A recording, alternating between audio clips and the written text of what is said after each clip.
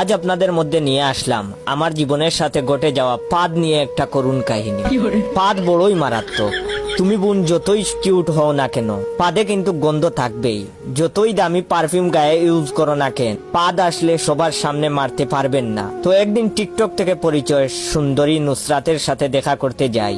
চোখের চশমা, গায়ে দামি পারফিউম মেরে নায়ক ভাব নিয়ে গেলাম মেয়েটার সামনে। মেয়েটার সামনে যাওয়ার পর ওর রূপ দেখে তো আমি পুরাই পাগল। এত সুন্দর, ওর সুন্দরের কাছে সানি লিওন আপুও হার মানায়। যাই হোক, ফুল দিলাম, রোমান্টিক কথা বলতেছি। এমন সময় মেয়েটা দেখি মুখ দিয়ে কেমন করতেছে। আমি বললাম, ওগো কি হয়েছে তোমার? ও বলল, না কিছু না বলতেই করে দিল একটা পাদ। যেই না দিছে, পাদের গন্ধে আমি অজ্ঞান হয়ে গেলাম। পরে 2 দিন পর হসপিটালে হুশ আসলো। হুশ আসার পরে দেখলাম একটা সুন্দরী নার্স দেখি আমার পাশে। আমাকে বলল, কেমন আছেন?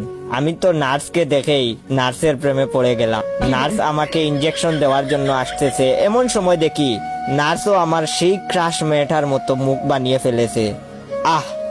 বজ্জাত বেডি বোমার মতো দিল একটা পাদ। পাদের আওয়াজ শুই না মনে হইছে বোম পুড়ছে। আমি বয়ে হার্ট স্ট্রোক করলাম। এখন বর্তমানে কুমাতে আছি।